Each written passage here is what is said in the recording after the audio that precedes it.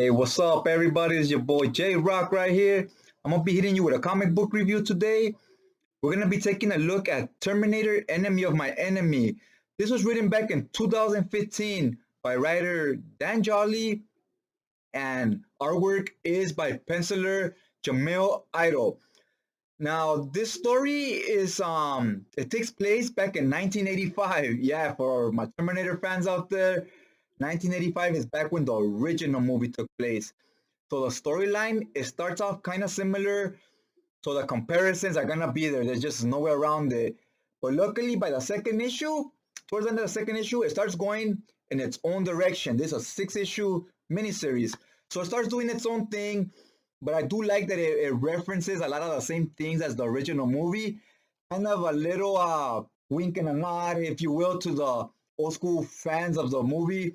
You all have seen it. You will get a lot more from this first two issues. Now, immediately from the beginning, you get introduced to our two main characters, being Mr. Dr. Elise Fong and Pharaoh Green. Pharaoh, Pharaoh Green will be playing the role of Kyle Reese, basically, and Dr. Fong will be playing the role of Sarah Connor. Dr. Fong is she's a doctor that's like a scientist kind of. She's working on this new technology. It's kind of like a reproducing skin, like a way to grow fake skin, basically. So you could see why they would want her, because that fake skin is what the Terminators, I guess, will use in the future to cover their metal parts and pass off as humans. And Miss Green, she's she was a badass Marine back in the day. She got discharged because some shit went sideways and she basically got fired. That we're introduced to Pharaoh Green. She's been sent on this mission. I guess she's doing odd jobs or whatever to bring back this Fong, this Miss Fong. She doesn't know why they want her. This specific organization wants her, whatever. She just knows she's getting paid to do it. She needs work, so she's gonna do it. And we're seeing her right here. She looks for paperwork and stuff to find out who she is and how she looks and so forth. And she goes to look for her. Then we got this guy at this gun shop just kicking back or whatever. It's raining, much like in the original movie. A Terminator pops up. That was pretty cool. It's kind of like in the OG movie. The T-800, obviously he kills this guy, gets guns at the shop, gets clothes and whatnot. A typical trope in your Terminator movies. They gotta appear somewhere when they come back from the future, right? So he's also looking for this Fong, much like in when they were looking for Sarah Connor. So there was similarities were there, and we were off to a good start. I was like, hey, this is all good. It was cool. Now they both find Miss Fong at the same time. So when Green gets there and when the T-800 gets there, inevitably they're both after the same thing. So it's gonna be a showdown. Miss Green here, she's a Marine, so she's kind of a badass. She just beats the shit out of this T-800. It never had a chance. And while she's beating the shit out of it, she shoots it in the head. She realizes it doesn't die. You see the metal part, so she knows we're dealing with something that's not human. So I thought the artwork did a real good job here of showing the look of shock on her face, like, oh damn, like what are we dealing with here, right? What's really going on? I thought the art in the action scenes and in it in general was very solid, but I did have some problems with it, and we'll get to that in a minute. So here she comes off as a real badass. You know, she knows how to handle herself. She's a killing machine, basically. She just took down the T-800 with her bare hands. Kyle Reese could never do that in the movie. He always tried to fight it one-on-one. The machine was too powerful, too strong. It always got the better of him, to the point where he was always running for his life. He basically fought just good enough to get away, to survive, basically, but he never won any of those battles. And this girl, immediately in the first fight, she beats the shit out of him. One thing I didn't get is why the machine had a bulletproof vest on when she's shooting him. It's like he's a freaking robot. He doesn't need a bulletproof vest. Bullets are gonna bounce off him regardless, right? So that, to me, that didn't make sense really, and that was, the artist's duty, because I don't think the writing pointed that out, that he had a vest on or not. So that was just the artist deciding to throw a vest on the character. So Miss Pharaoh Green, she was kind of a badass, and it was real cool at first to see her beat up the T-800. But during the course of the story, they meet up about 3 or 4 more times to fight, and every single time she just beats the crap out of this guy to the point where he never lands a punch in any of the fights or a kick or anything. So, and this was all the artist is doing. This was not the writing, because the writing never implied who's landing what hits or what. This was all coming from the artist's point of view. In my book, he overpowered this girl to the point that every time a new fight, every time he showed up, you weren't even scared of him anymore. It just felt like, well, she's just gonna beat his ass again. Like, he's never even competitive in these fights. He's just totally one-sided. The Terminator's supposed to be menacing. You're supposed to have some type of fear towards him when he shows up.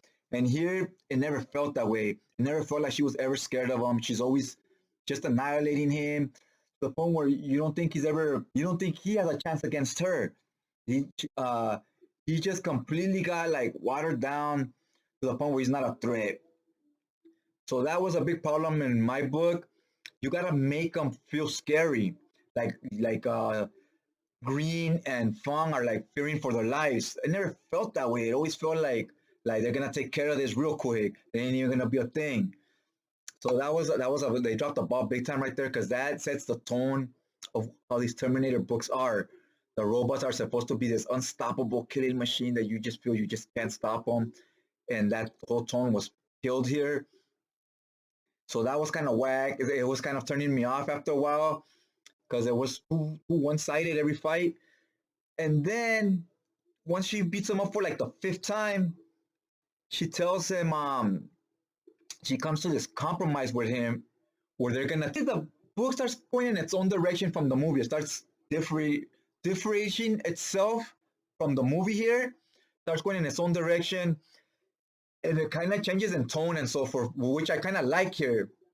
Dr. Fong was finally taken by this other organization, this corporation or whatever, and Beryl Green needs to get her back, and so does the T-800, because one wants to kill her and one wants to take her to these other people that are paying her, right?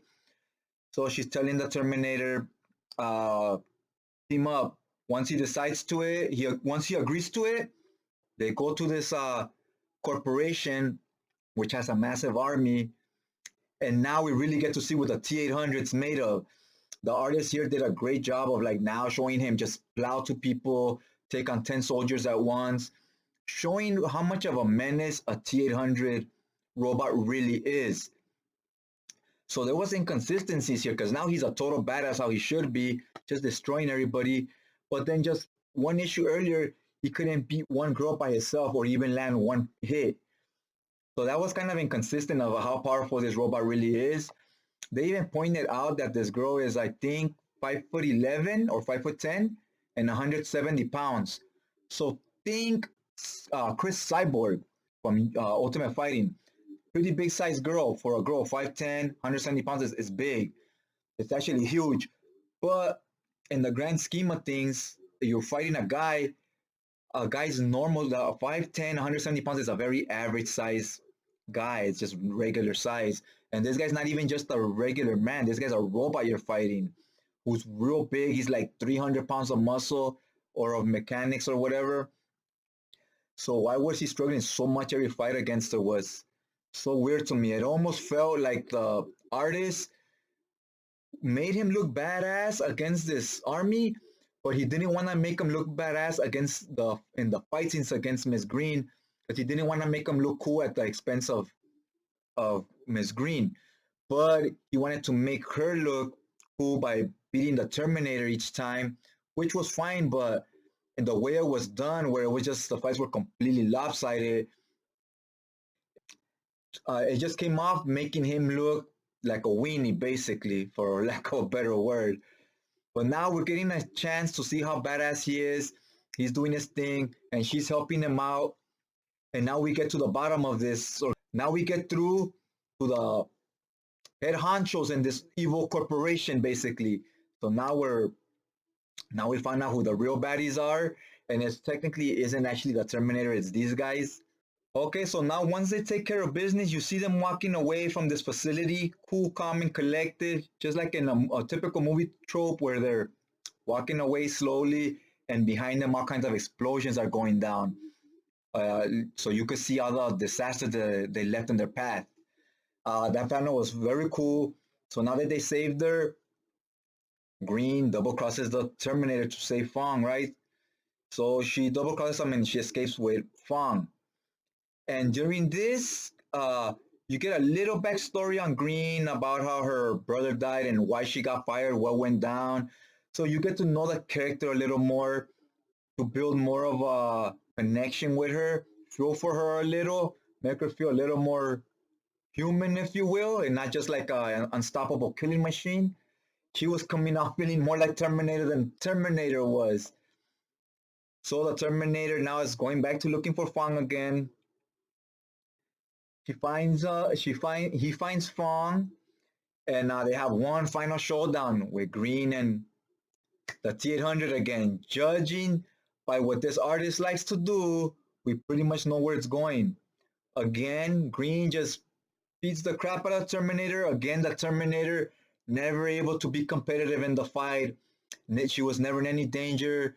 I believe he might have landed a kick or something, and that was it. And she landed like 50 million karate chops and taekwondo tosses and all kinds of stuff. So again, she's just mopping the floor with him.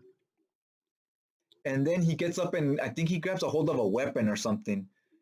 And when he gets this weapon, he gets to Miss Fong is driving away in a car. She turns and comes back towards the T-800. She hits the T-800 with the car while the T-800 gets to shoot her down as well. So yeah, spoilers. They don't kill a person here. Miss Fong dies. So this is basically like Terminator if Kyle Reese survived, but he let Connor die. He fails his mission. That's what happens here. Miss Green fails her mission, and Miss Fong dies, but in dying, she takes the Terminator down with her. She kills the Terminator. But again, before she killed the Terminator, Miss Green was already mopping the floor with him, was never in any actual danger. So all through this whole book, she was always untouchable. She was just indestructible. Like she was basically the Terminator of the comic, which was kind of I don't know. I felt kind of funny about it in a way because I was like, wow, she's like the unstoppable killing machine, and he's like the guy fighting for his life just to get away all the time. Which that's so unlike a T-800 or like so unlike any Terminator story I've read before. It had a completely different tone, but it did have some humor in it to make you think like they were purposely trying to be funny and so forth. So it kept it more lighthearted, and it's not to be, it is a comic book. It's not to be taken too serious. But if you're a diehard fan of continuity or like Terminator books and you like to keep a certain tone all the time, this is one that I could see why a lot of people didn't like because it's a lot different. But all in all, I think it's a it's a nice read. It's beginner friendly for someone that doesn't read too many Terminator books. You get a kick out of it. But if you have read a lot of Terminator books, two things are gonna happen. You're either gonna be like, oh wow, what a breath of fresh air. They switched it up some, or you're really gonna hate it and you're gonna be like, what the hell did they do? They completely depowered the Terminator to where he kind of became a joke. So I guess that's just my thoughts on this book. If you guys checked it out before, let me know what you thought about it. And other than that, if you like comic book related content, go ahead and hit the subscribe button. That way I'll keep you updated on all my future comic book reviews. Okay, guys, thanks for taking some time out of your day and checking this video out. And I'll check you guys out next time.